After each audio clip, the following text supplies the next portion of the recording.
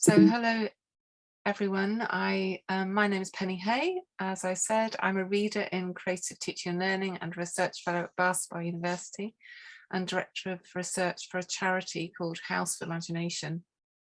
So this is my provocation, that reimagining learning provides spaces of possibility. New spaces of possibility are opening up in the light of the war, the pandemic and the ecological emergency. In our partnership work, our creative methodology with everyone as an artist drives our ambition for artistic excellence.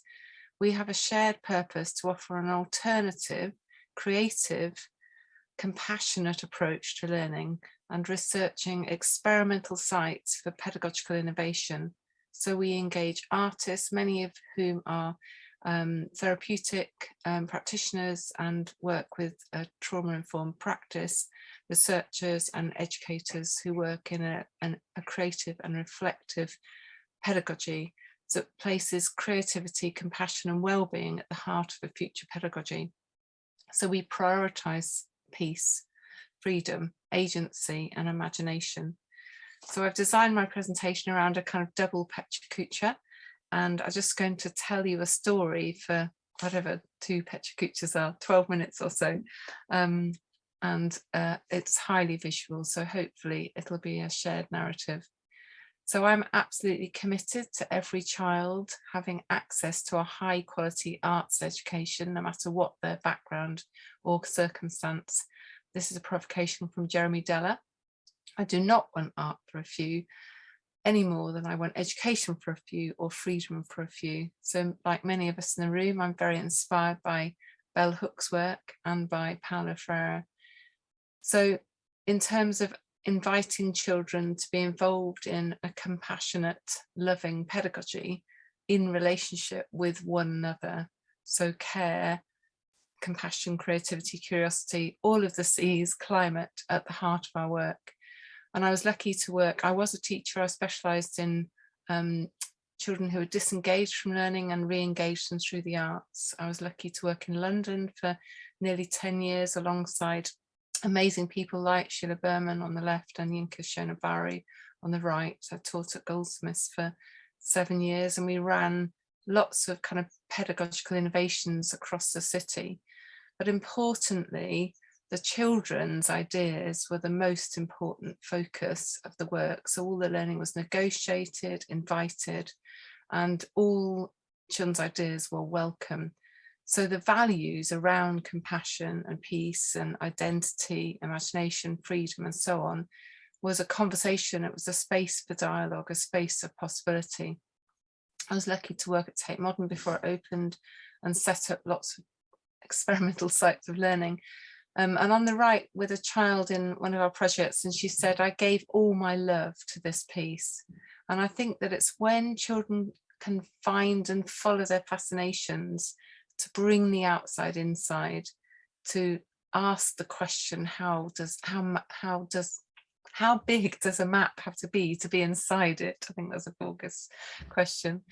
But my practice was really influenced by the work in Reggio Emilia. I've had a 20-year relationship with more than, and these schools, these preschools were set up in response to the fascist regime and the schools being bombed in the war, and that parents and carers rebuilding the schools to give their children freedom to ask questions and ask big questions.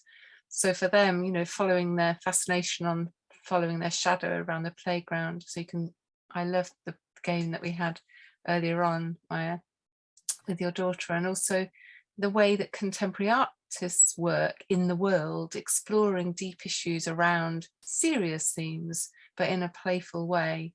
And I think that will touch on a lot of your work. So really respecting the child, the image of the child as powerful and creative from the moment of birth. And then I set up this charity when I came back to Bath 21 years ago. And we worked very closely with Sir Ken Robinson for all of that time. And now all of our work is in his legacy since his death. So he was a friend I worked with since 1989. So whatever space we're co-designing, co-curating, whether it's in a primary school or in a secondary school or in a gallery or our university in the middle there with Ken visiting our children, but to ask good questions and spaces of inquiry, spaces of possibility. And my PhD was on literally that, the inviting inquiries in the visual arts particularly, but obviously the pedagogical repertoire, if you like, is transferable to all subjects, but all life, that, you know, it is about creativity for life, a way of being in the world. So these children I worked with for 5 years and documented all their learning. I'll share my book with you. It's here. It's called Children Are Artists. And exploring, you know, so here, Jay, it's not his real name, but the idea of exploring monsters and myths, but scary things in a safe way.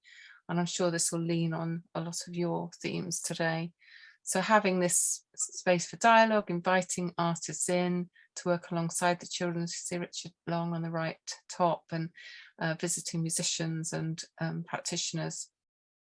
And then just a brief kind of lean on one of our signature projects, School Without Walls, which is taking children out of their classroom for a whole term and being in residence in the city as a campus for learning. So the Egg Theatre, that's devoted to children and young people's theatre, but co-designing the learning alongside all of the teachers, my students at the university, visiting artists, and a couple of those artists are also working in a therapeutic context with children with either with different disabilities or with particular special needs. And then seeing the children as active citizens in the city, taking responsibility for asking their questions and taking responsibility for their creativity, but also to address the values that underpin why we do what we do, and reflecting on their learning through a reflective learning journal, a visual journal, so that they can see their stories unfold alongside the artists that work with them.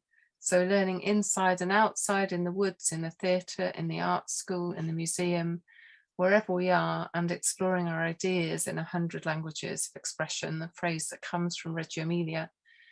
So together, the children thinking about their community, thinking about belonging, thinking about their notion of here, the kind of river, the river running through the city, the river running through us, thinking about our connection to nature, and how the Sustainable Development Goals, especially around climate change, around peace, around education, can underpin all of our conversations. But when children take over a space, some unused shops, where the children have a gallery of learning, the lift in the Egg Theatre, they can share their learning with their parents and carers and guardians, and then it becomes much more inclusive and much more of a conversation. So here, families in Bristol working together to support the play, the playfulness of their 2-year-olds, Maya, thinking about the idea that, you know, we are in relationship in learning. So our Bath Cultural Education Partnership, we're working together across the city and across the community, not only to shine a light on the creativity in the region, but also to ask the children and young people about their lives. So they're bringing their lived experience to the situation. And interestingly, before the war in Ukraine this year, you know, we had decided together with the community on these 5 key areas around every child to flourish creativity and imagination in everything, that our connectedness to nature, the importance of mental health and well-being and the community engagement. But actually now the more and more conversations around what it is to design a curriculum for peace. And then our last project I'll share with you, and then I can invite questions after everybody's presentations, but is a project that's now in its 9th year, which is called Forest of Imagination, which is about the importance of nature, imagination and creativity in all of our lives, and how that brings that sense of value and connectedness and our collective imagination. So we work with Andrew Grant, who designed the Gardens by the Bay signature project in Singapore, but he's in Bath and a very committed local parent and working alongside a community of about 20 schools a year and 50 creative partners. And each year we take over a space and we reimagine it based on children's ideas, based on children's drawings. I'm working with this young person, Toby Thompson's now in his 20s, but we've worked with him since he was 3.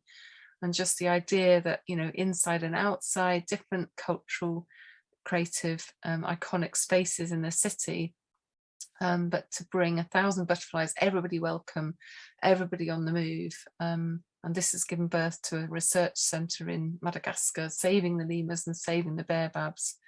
So taking over spaces, co-designing pop-up houses of imagination with the architecture students, and taking over the river, where we co-designed this with a special school, 180 children with special needs, supported by 180 staff.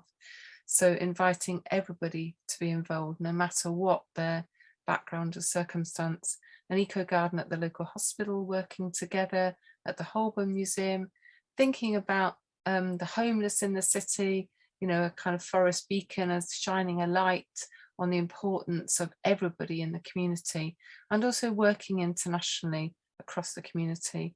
So I think importantly, we've got projects not only in Bath, but we're working with Andrew Amundsen in Berlin, Denise and Kennedy Chinyere in Zimbabwe, working across the world with the idea that art can inspire action.